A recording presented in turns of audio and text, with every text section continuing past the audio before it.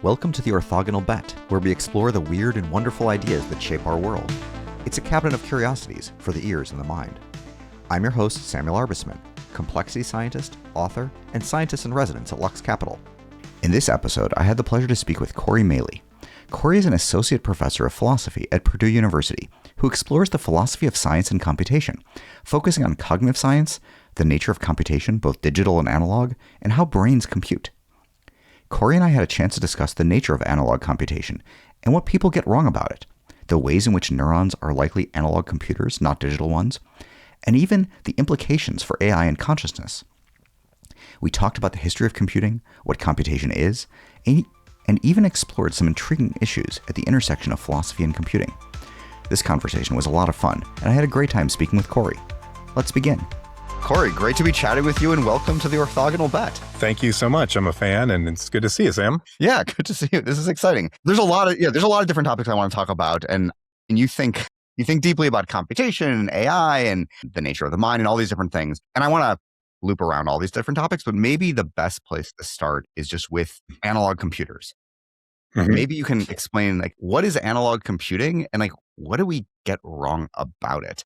It's probably easiest to take the second part first, what people get wrong about analog computing, because if people know about analog computing at all, they usually think of it as computing with continuous variables instead of discrete variables, right? And a lot of the analog computers in the 20th century were mostly continuous, but when I was doing some research on this, it turns out that some of them weren't, which is really interesting. And so the easiest way to kind of illustrate this is to think about things that are simpler than analog computers, but are analog representations that we use in everyday life. So the difference between, say, a digital clock and an analog clock, right? Digital clock displays the digits and the analog clock has hands, right? So if we think about just the second hand of an analog clock, how is time represented, or the passage of time? It's the angle from straight up. As the second hand sweeps, angle increases, elapsed time is increased, right? So we've got the thing that we're representing, the amount of time, and then we've got this other thing, this angle that's increasing, a real physical magnitude that's literally increasing. Yeah. And the thing is, whether that's continuous or discrete in how it changes doesn't really matter. A lot of clocks sweep in kind of what looks like a continuous fashion. Some of them tick in discrete steps. And in either case, whether, like I said, whether that's discrete or continuous doesn't really matter. It's that the angle's changing and that's the representation of, what we're representing, in this case, time elapsing. Similarly, for something like an hourglass, or some people call them a sand timer, we can consider one filled with liquid that is in some sense really continuous, or one that's filled with really, really small particles. So that it's not really continuous, but we can treat it continuously. It feels that way, yeah. Yeah, or bigger particles that we really could, count if we wanted to, but none of that really matters. What matters is as what we're measuring increases, this physical magnitude increases. And so lots of examples like that, liquid thermometers, etc. So analog computing is about using representations like that, where there's a real increase in the physical magnitude as our variables increase. And that's different than digital computers, where in a real sense, we're abstracting away from the physical medium. So with digital computers, they use voltages. Usually we have the ones and zeros. The zeros are 0 volts. The ones are 5 volts. But there's nothing particular about those being 0 or 5 volts. It could be, negative 5 volts and 5 volts, or 0 volts and 10 volts, whatever. Right. And when you're representing the number 20 or whatever, it's not like 20 times the one, right? There's not that kind of clear magnitude kind of thing. Right. Whereas in an analog computer, if you're representing 0, it'd be 0 volts, and 1 would be 1 volt, and 20 would be 20 volts. So that's the kind of, in a nutshell, that's the important part of analog computing. And there were these analog computers that would represent things in discrete steps, because if there was a certain mathematical function you wanted to use, like a step function, where we really want these gaps as it jumps around in values, then there would be this component that would, it would close the circuit, open the circuit a little bit, close the circuit, open the circuit a little bit. So the voltage really could jump around in these steps. So that's the nutshell version of analog computation.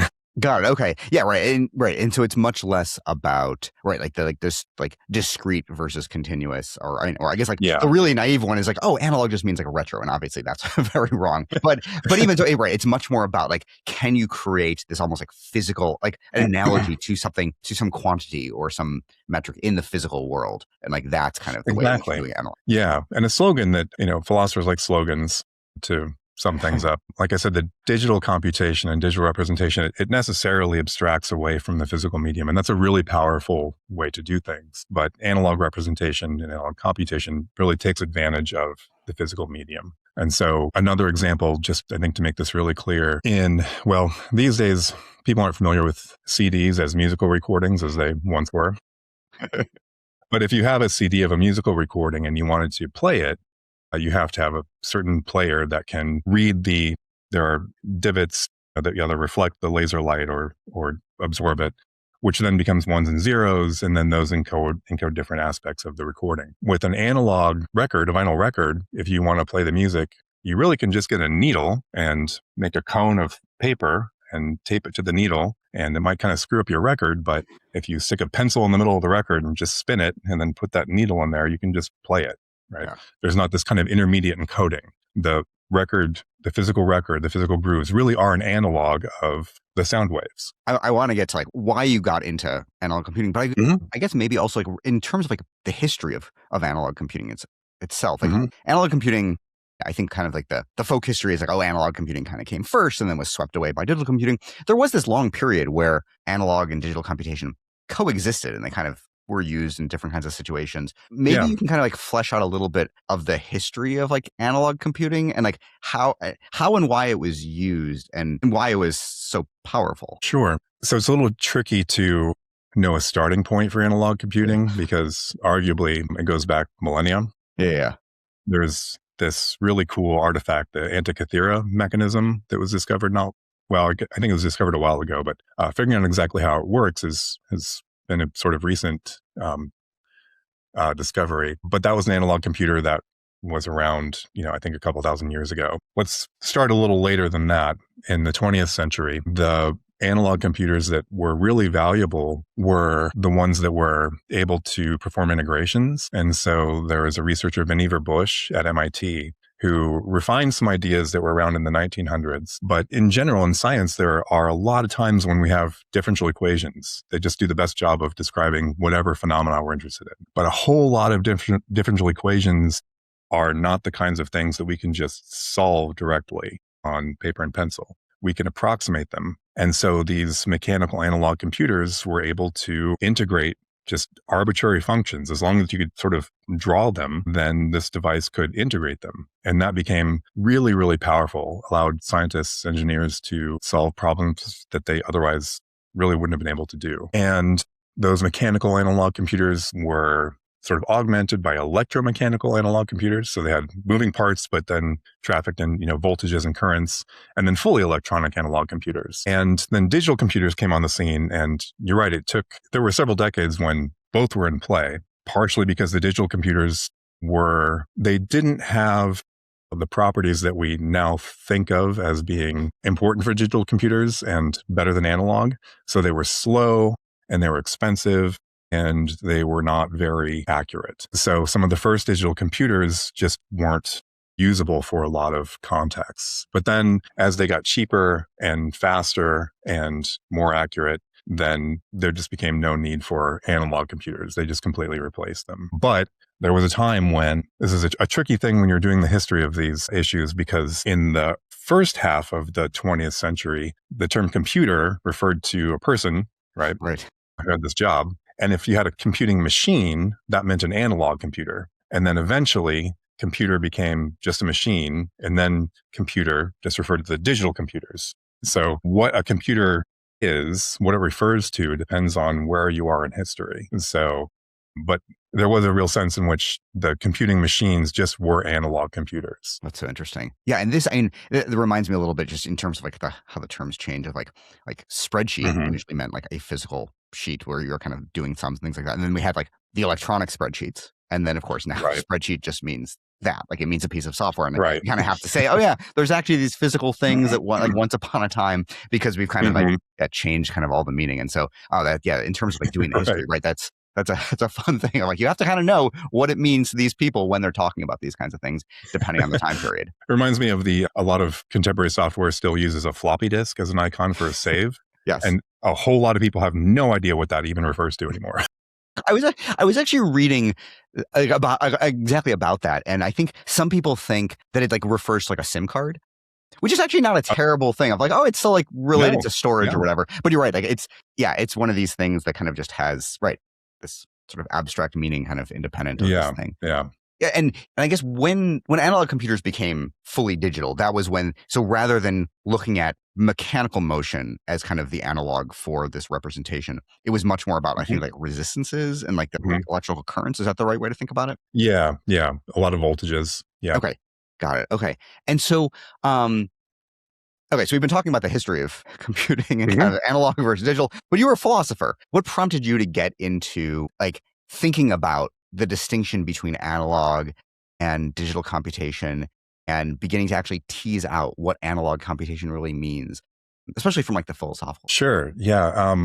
So I was a computer science major in college, and so learned a lot about digital computing and was sort of vaguely aware of this other paradigm that you don't really learn about in computer science education these days. There were some early philosophy papers, just a few, about the difference between analog and digital. And I thought, okay, that's kind of interesting. What really started getting me interested in it, though, was looking at a lot of research in neuroscience and in cognitive science.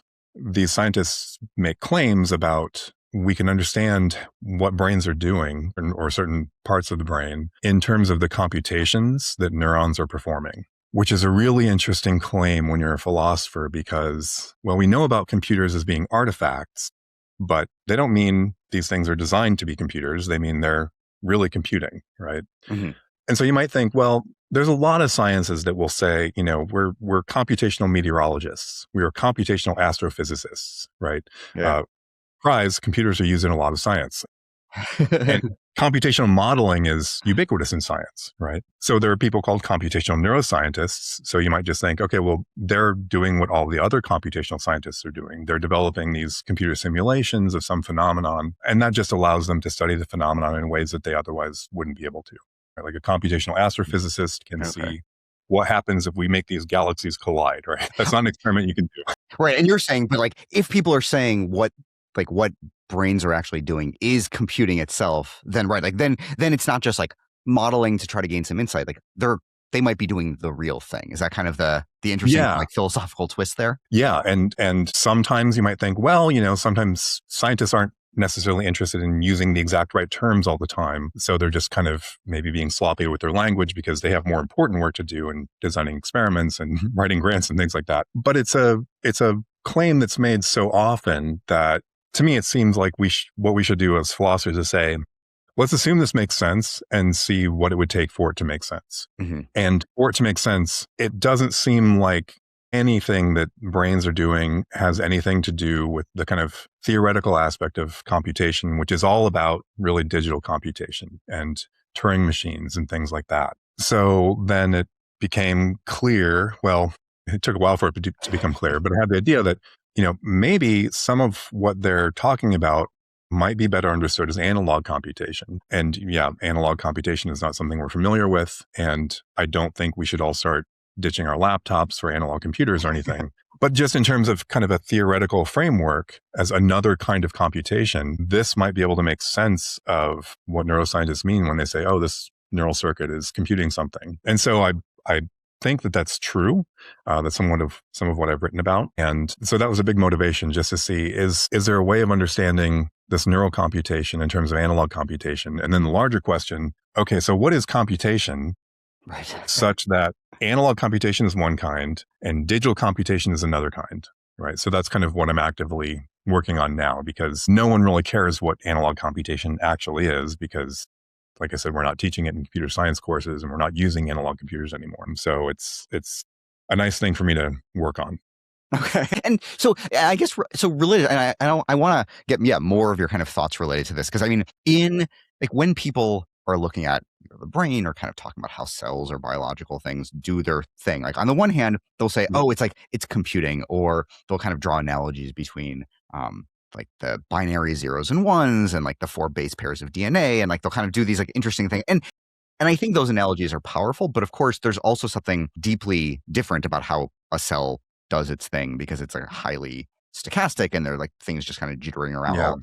And so that being said, though, you can probably map things on very indirectly. And because you mentioned like Turing machines before, and my laptop does not have some like magically long, like infinitely long tape, and things are kind of moving back and forth. Right. That being said, I can kind of map what a Turing machine does, this kind of like abstract idea of computation, onto sort of like the von Neumann architecture, or whatever, kind of like the modern kind of computing models.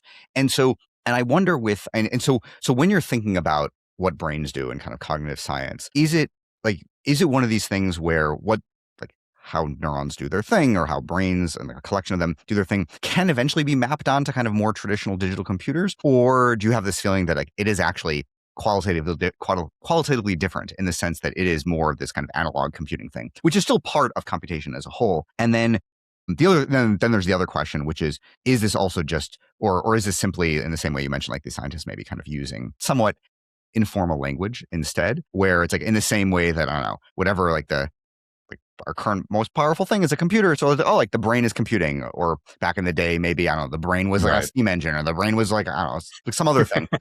Which I don't think it's quite that way, because I think, and one of the interesting things around computation is once you kind of get to like a certain level of complexity, then everything is actually all able to be mapped from one to another. This is like kind of like the idea of like Turing completeness kind of thing. And so I kind of just threw a whole bunch at you, but like I would love, maybe you can kind of explain a little bit more about what is it about cognition that is different than kind of digital computing, and that kind of fits into the analog computing, but then also is part of computation more broadly. Sure. Yeah, there's a lot to talk about there.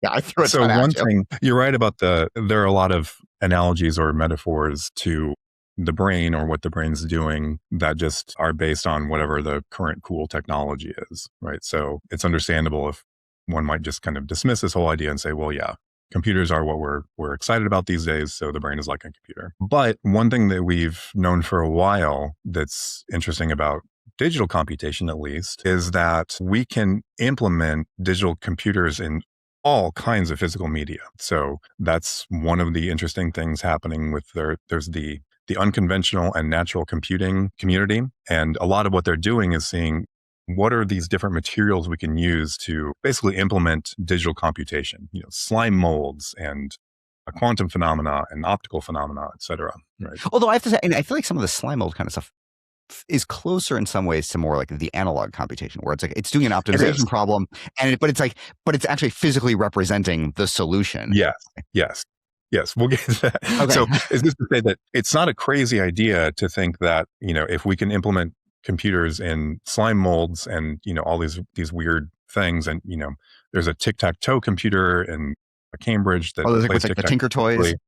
Yep, exactly. It's made of wood and string, right? Yeah. So you could probably implement computations in neural systems too, right? And literally implement them. So this is to start. The idea isn't crazy, right? The question about, could these ultimately be computations that, say, a Turing machine could perform? Yes, but that depends on what you mean by computing them. Okay. So in a not very interesting sense, sure, because we can simulate what neural systems do with digital computers, to all kinds of precision and whatever degree of precision and accuracy we want. Again, the same way like the meteorology or the astrophysics kind of thing exactly. you talked about earlier. Right. Okay. But then doing that doesn't really give us much insight into how the neural systems are literally doing it. Without getting too technical, one really simple example is in a single neuron, there's all these dendrites. Right? Those are kind of the inputs. And it looks like in a lot of cases, what they're doing is sort of integrating signals. Mm-hmm. And the way they're doing that integration is not by using Euclid's algorithm or, some numerical algorithm that would be the bread and butter of, any mathematics package in a digital computer. It seems like what they're doing is something much more like what an analog computer would do. There's a certain level of voltage, and those voltages are interacting in a mechanism that the integration or the variables just are the voltages along those dendrites. They're not coding for something else, right? So it seems like to really get the part of the computation that's, well, how is it doing it? That looks much more like an analog process. There's analog representation happening rather than digital. Okay. Yeah. Are there any digital features of like certain like thresholding kind of thing, which I guess can also be related to analog computation as well? And I'm falling back on kind of like the whole like discrete versus continuous, which is clearly not the way to think about it. But like, is there anything that feels I guess the thresholding, right, can still be analog, but is there anything that feels both, like in addition to the analog components of neurons, is there anything digital as well that might be happening there too? There's not that I'm aware of. When you're like me and you're pretty picky about what digital means. Sure, yeah. And so let me just say a little bit why. There are plenty of discrete things, and there's some things that if you're not familiar with the idea that analog things could be discrete, they might seem like they're digital. But one thing about digital representations, again, if you're picky like me. Right, like they're abstracted away and there's nothing, right, that's not happening here. Yeah, so, in a digital computer, let's say in a standard case where you're just representing some integer, right, in base 2. So what that was, take something easy like an 8-bit number in a digital computer. So we've got some ones and zeros. What are those really? Those are, voltages. And to know what that represents, you have to know which is the most significant and which is the least significant digit. And a little alteration in the least significant digit will change the number being represented by just a little bit. Do the same kind of perturbation on the other side, and you've drastically changed the number, right? Mm-hmm. Given that the brain is noisy, that's something we probably don't want. So if you think about the analog way of representing things, if we're representing, say, the brain isn't going to be doing this exactly, but, the number 46 with 46 volts, perturb that a little bit, and you're just perturbing what's being represented by a little bit, right? Right. So it'll still be around 46 versus, right? Exactly. Like you flip a bit somewhere and you don't know what it's going to be. Yeah. And in the worst case, in a digital computer, the whole thing will crash, right? No. But even in just representing numbers digitally, that's not robust to errors in a way that is just built into analog. Okay. The flip side of that is that with the analog, you might not be able to say, oh, this is 46.723. We might not be able to measure it with that degree of precision, whereas digital, just throw more bits in there and you can get it as, right. Like with a slide rule, right. If you don't kind of line things up perfectly, you'll get something approximately correct, but you might not be able to represent things as precisely as you would in kind of exactly digital representations. Okay. Right. Now, this is insightful. And so, okay. So what is this? Well, I guess I have a few questions. So the first one is, what does this mean for how we think about computation more broadly? So like if there are kind of these two modes of computing, what is kind of the general category of computation? Is there a definition that you're working on that kind of that puts both of these under a single umbrella? Yeah. This is something I could talk about at length, so let me try not to get too wordy. Feel free. So the perspective that I've taken that is helpful to me, I like I said, I kind of grew up with this computer science education where what I learned is that computation is sort of defined by Turing machines or these other abstract automata.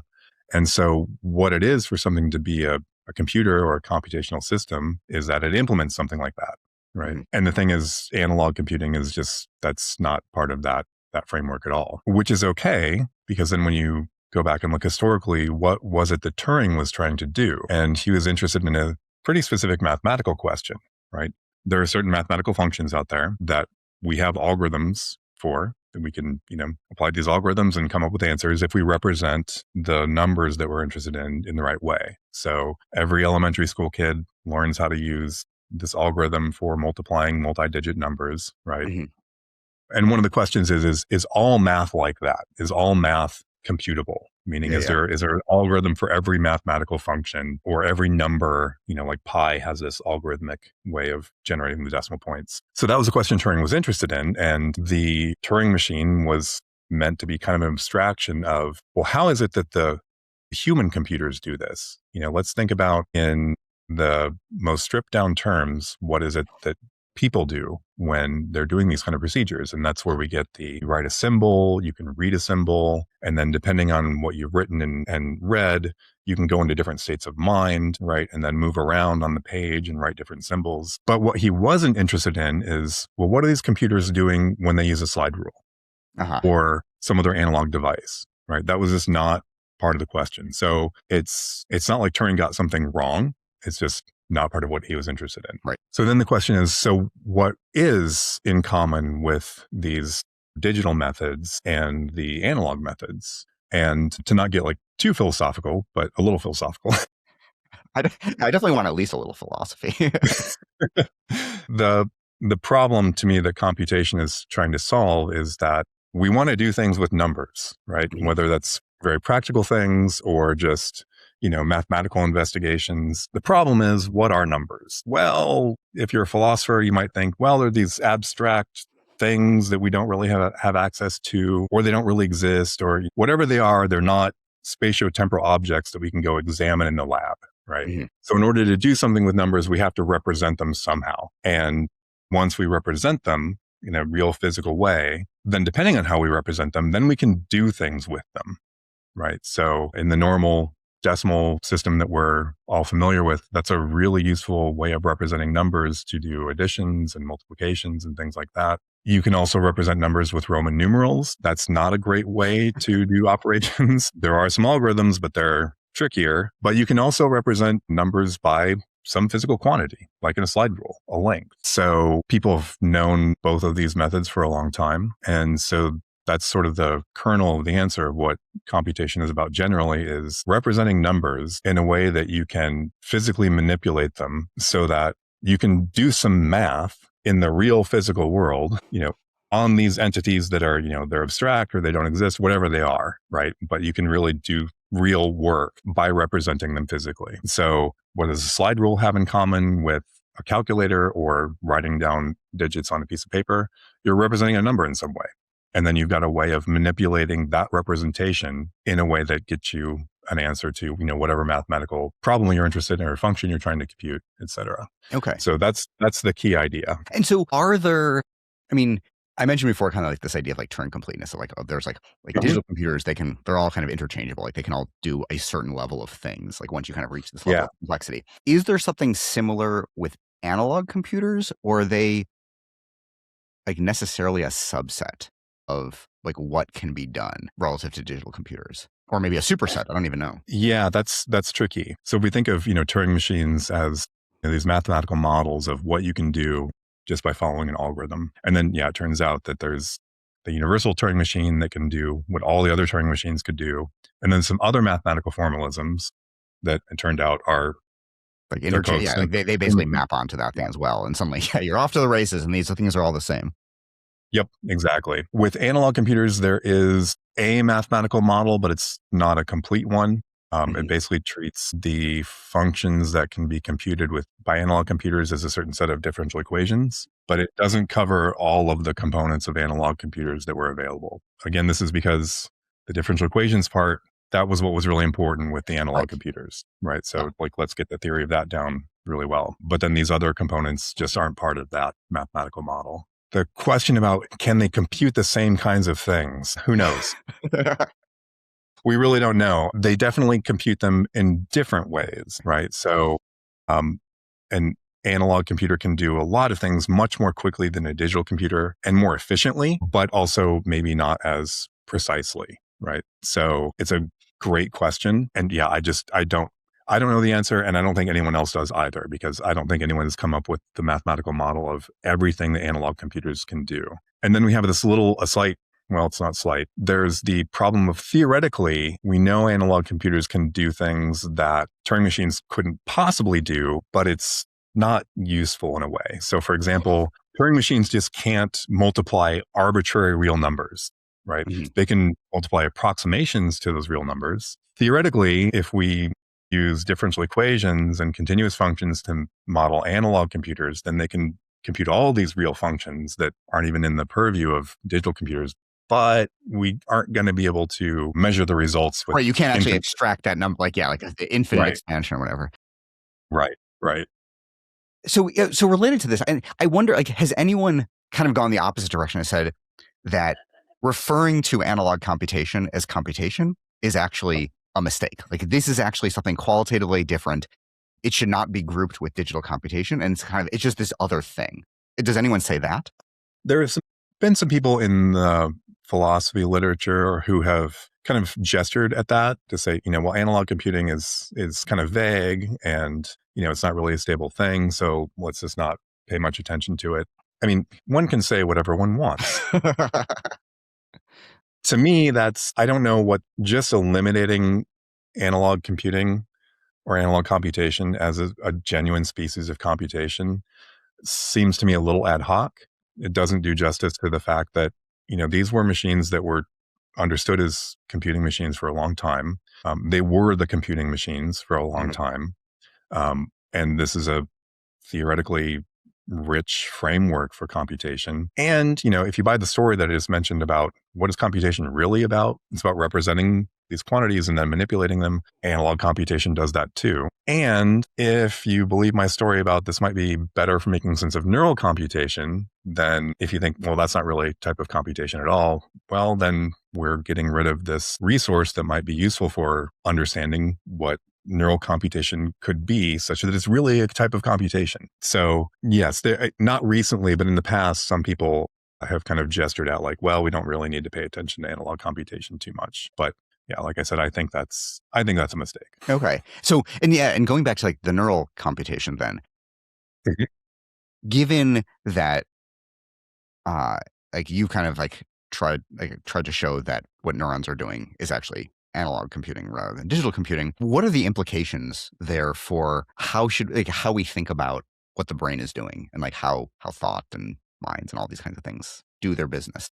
Great question. I think if we can adopt this notion that there can be a type of computation where we can't abstract away from the physical nature of the system, but rather the computation takes advantage of the physical nature of the system, then it opens the door for seeing ways that these kinds of things that we might want to call computations could be performed that are just not part of the world of digital computation at all. And so let me give you an example that's completely speculative. If on my laptop or your laptop, we wrote a little program and you have some variable, say variable 1, and you decide what you want to do is you want to add 1 to every register in the machine, like the 4 closest registers, like that are physically the closest to wherever that variable is stored, right? Okay. You can't do that. That's not part of any programming language. Right. Or if you do that, it will do wildly different things on every machine that you're going to be doing it for. Yep. Yeah. Yes, exactly. So you could, if you had intimate knowledge of a particular machine and what exactly the operating system was doing about, assigning things in memory, et cetera, you might be able to do it, but you're not going to be able to do it in any direct way. And yeah, like you said, run that same program elsewhere and it's not going to work. In neural systems, sometimes neurons do things where it's just kind of a broadcast, sort of a to whom it may concern message. That's just whatever neurons are nearby, right? Yeah. And if those kinds of signals are analog signals, that could be a way that some computation is taking place, and it's really computation that is just not part of a digital paradigm at all, but could be part of an analog paradigm. So that's one kind of thing. And then there are other things too, where there are some notions in neuroscience. I just wrote a paper about this. Neuroscientists have this notion of a structural representation, where one example is retinotopic map in V1. So, what you see in your visual field is sort of mapped onto V1 so that, what you're seeing in some place in your visual field is represented here. And then if a little left of your visual field, it's being represented literally a little left, in that Right. neuron. That to me, that's just a kind of multidimensional analog representation. Mhm. And so kinds of computations that can be done there can be more efficient. And again, are just not the kind of thing that a digital representation or computation could do. But that's the kind of thing that no one in neuroscience said, structural representations are really just analog representations. So in my one thing that's really exciting to me about this is how very interdisciplinary it is. And so I can say, well, look, this notion of structural representation just is analog representation. And we know a lot about, or we know some about analog representation. So, why reinvent the wheel by trying to theorize this whole new or this whole other type of representation in neuroscience when we can just borrow this one from analog computation? So in a way, it can help clarify some of the ideas that we've already been using. But in terms that have, well, like I said, we don't have to reinvent the wheel. Okay. Oh, that's super interesting. And in some ways, it also reminds me, and because you were talking about like ideally, we can kind of abstract away the physicality of the machine. Sometimes the physicality of one's computer rises up in ways you wouldn't necessarily expect. And it's often with glitches and failures. But it also reminds me of like early on in the days of computing, programmers and people building software or even hardware, like they had to have a very intimate knowledge of the machine that they were operating with. Because it would have and so I think there's like some aspects of analog computing, but I'm remembering, I feel like it might have been like early on in the days, like when people were making like CD-ROM games, and they had to actually like order where on the CD-ROM the different videos or the different portions of the game were going to be, because they wanted them loaded in the right order. Otherwise, things would take too long. I feel like I vaguely remember something related to like how like the way like Myst, like the computer game Myst from the 90s, was like put on the CD-ROM. And so that's clearly not like, that's still digital computing. But there was this also, like there was still an intimate relationship to the physical nature of the machine. And so I feel like there's something there as well. Yeah, those are cool examples. Yeah, where if the machine ran fast enough and you could completely abstract away from the physical machine, we wouldn't have these issues. But there were these limitations, right? And there's lots of examples of that where I remember writing programs back when I was in high school, some game where I wanted something to bounce, but then computing like a sine function took too long. And so the thing to do was to, as the game was loading, like do all the computations first and store them in an array, right? So you can just look them up. Right, like pre-compute the stuff, right? And and I wonder, and do you think this is also something here in terms of like going back to kind of like the philosophy of computation itself? When we think about computation, we think of it as this very abstracted thing. So like going back to like the Turing machine, it is this abstract thing where it can kind of move arbitrarily fast across this non-real tape. And of course, like in real life, like the thing would break down and like there would be all these issues. And we often want our digital machines kind of to be these abstract things. And I feel like certainly now that like our computers are so fast and we're programming at higher levels, we often have the luxury of abstracting away and not having to worry about the physical nature of these machines. But ultimately, they are physical. And especially like, you look back in the history of computing, these things did matter. And then they mattered. And then sometimes you had to like either exploit it or kind of manage it. And then sort of, I guess on the other extreme is analog computers. You don't just kind of necessarily exploit or manage it. Like that's the thing. Like the whole point is taking advantage of the physical representation itself. Yeah, exactly. And one completely underexplored area of analog computing that if I didn't have to sleep and have a life, it'd be fun to explore all these things. But in the early days when, like in the C language, for example, that's people talk about that being, pretty close to the hardware. And in a sense it is. But then, as you say, now we have these more and more abstract programming languages. And now a lot of languages people use, they're not even compiled anymore, right? So we have multiple layers of abstraction before you get down to, still a lot of stuff will ultimately be hard-coded in C, right? Because we want it to be really fast. But there's so many abstract layers on top of that people don't have to think about what's going on at the C level at all, right? And we don't know what that would be like with analog computers, if there could be a similar kind of, layers of abstraction. We just never developed analog computers to anything close to the point that we did with digital computers to get to something like that. And I have no idea what that would be like. But sometimes in my, very speculative ways of thinking about these things, I can think of individual neurons as like little bitty analog computers, where a simple example is there are lots of cases where there'll be some stimulus like a light, grows in intensity, or a sound grows in intensity.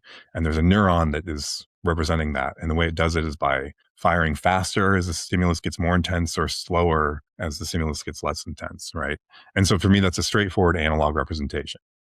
Those spikes are discrete, but it's the rate increasing or decreasing that's representing what's going on, right? But what about ensembles of neurons, not just single neurons?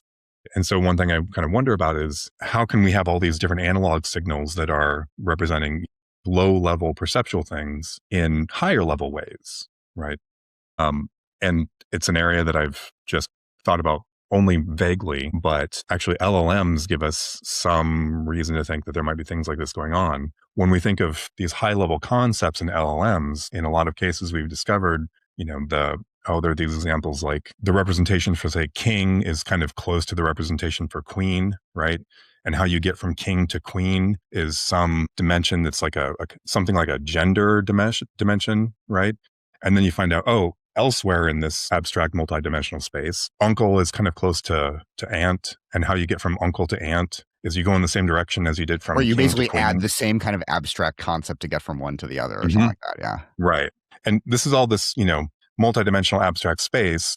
But what that space is composed of are these vectors of activations, right? Mhm. And so that space is analog in a very serious way, where as you move around a little bit in the space, you're moving around in what the concepts mean, right? Mm-hmm. Oh, interesting. Very abstracted from a single neuron firing, right? And I would love to, see, like, is there some way to kind of, like I said, build these levels of abstraction in an analog sense? Oh, intriguing. So, like I said, purely speculative. I have no idea, but Okay. Yeah. I was going to say, and related to all of this, and you mentioned like with LLMs and like with AI more broad, given how you approach analog computing and Mhm. and neurons and the brain, does that have implications for how you think AI should be developed? Like, do you feel like we're kind of going in certain, like we're in a number of cul-de-sacs, or the ways we're going will just never yield the kinds of things we need to actually create artificial intelligence? Or is it kind of, it's just like another complementary way of thinking about some of these kinds of things? Yeah, it's a great question. I'm reluctant to make any predictions about what's going to happen with AI. That is a safe way to Yeah. operate. One thing that's been sort of interesting to me, it's an idea I had a while ago, and then there's a company that, not because I suggested it to them, they came up with this idea on their own. They had well, in my opinion, a great idea, since I had it too. Idea of, once we've trained these large neural networks, let's implement them in analog hardware rather than digital hardware, just because that can save a whole lot of, it's much more energy efficient, Mhm. and it can be faster. And so, just really simple example, if you, like we said before, if we've got some representation of, let's just say one weight on one connection in a neural network, that's going to be some, floating point number or something that's going to require at least 32 bits to represent, maybe 64. And so if you want to manipulate that value, then you have to do, 32 or 64 operations on different voltages. Yeah. If you were to represent that in an analog way, it would be one voltage.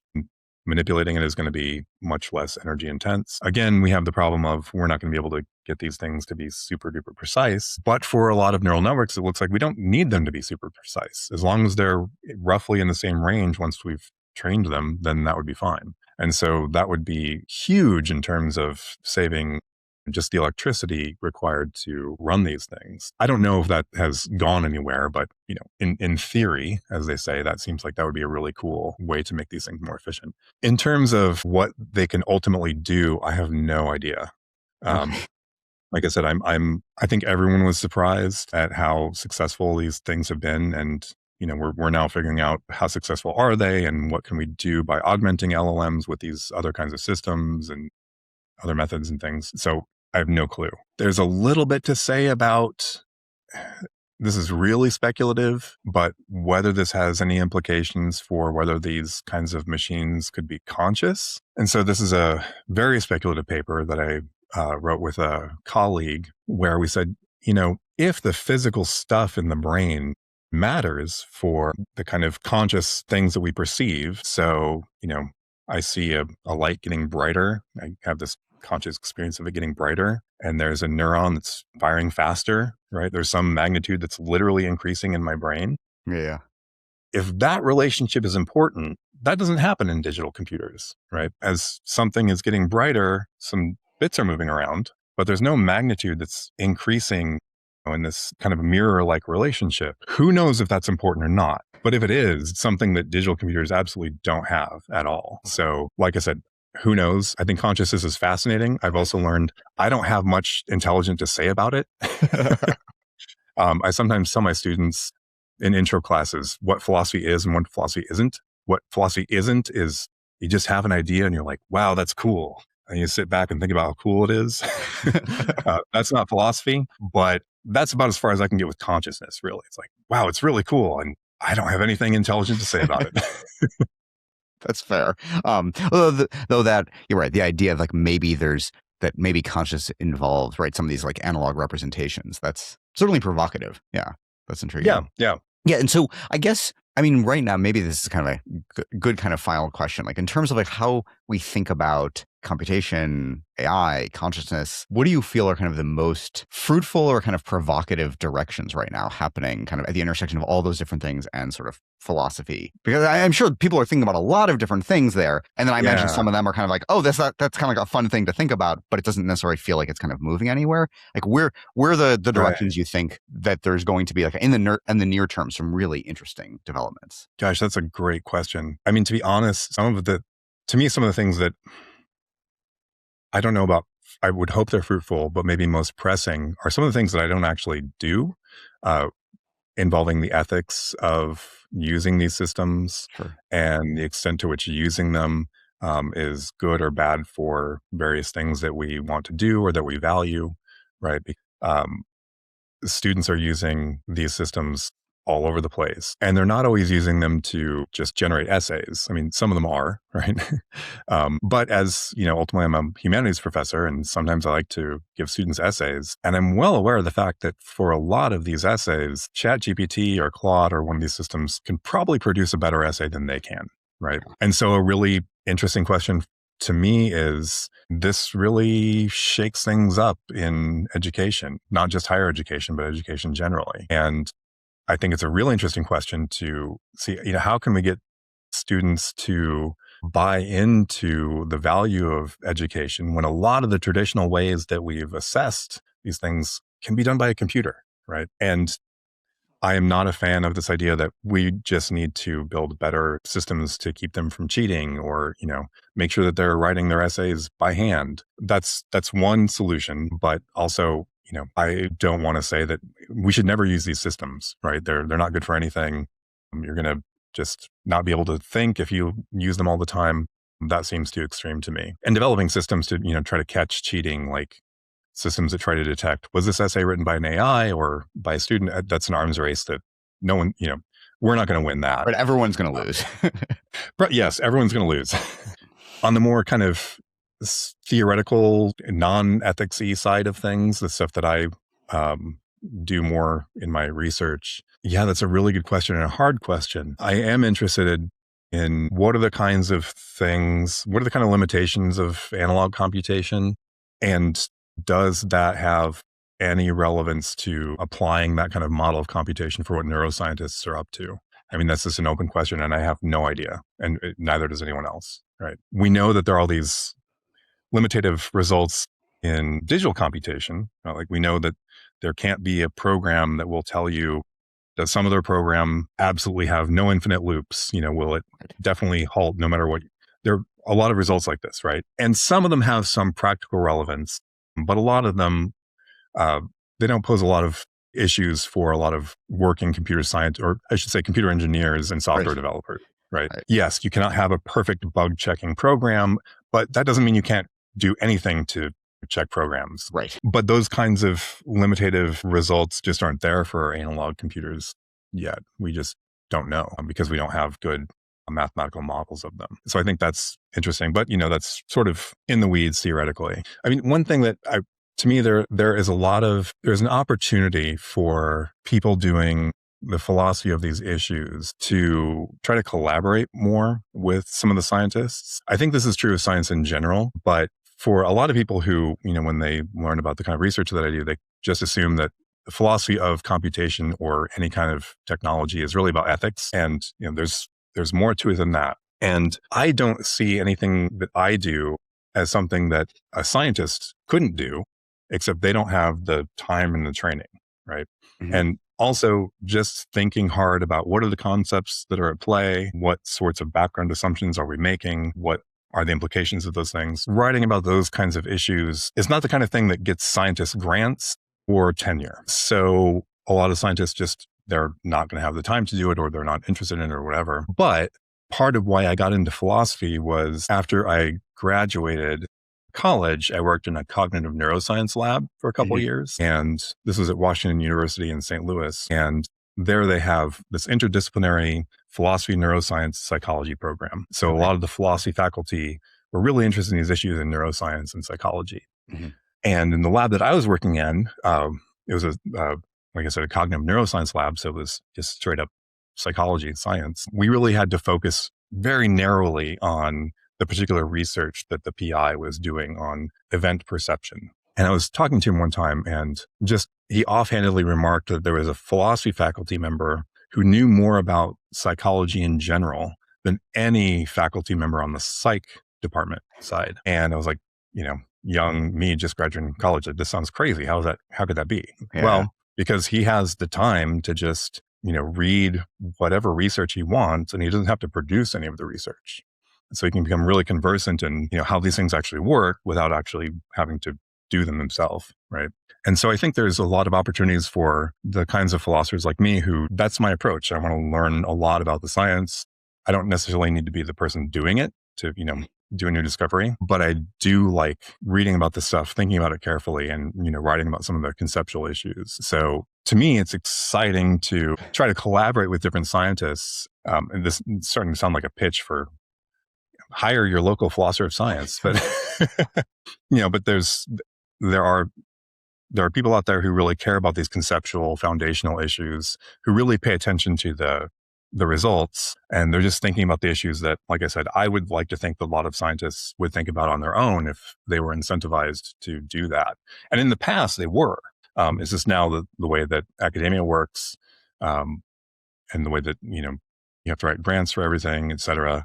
No one has time to do that. Okay. No, I mean, I'm certainly very receptive to kind of this, like recognizing, right, that all these ideas and concepts and approaches are deeply interconnected. Like, you need to have people with lots of different types of analytical tools who can kind of think about these different kinds of things. So yeah, no, I'm a big believer in that sort of approach.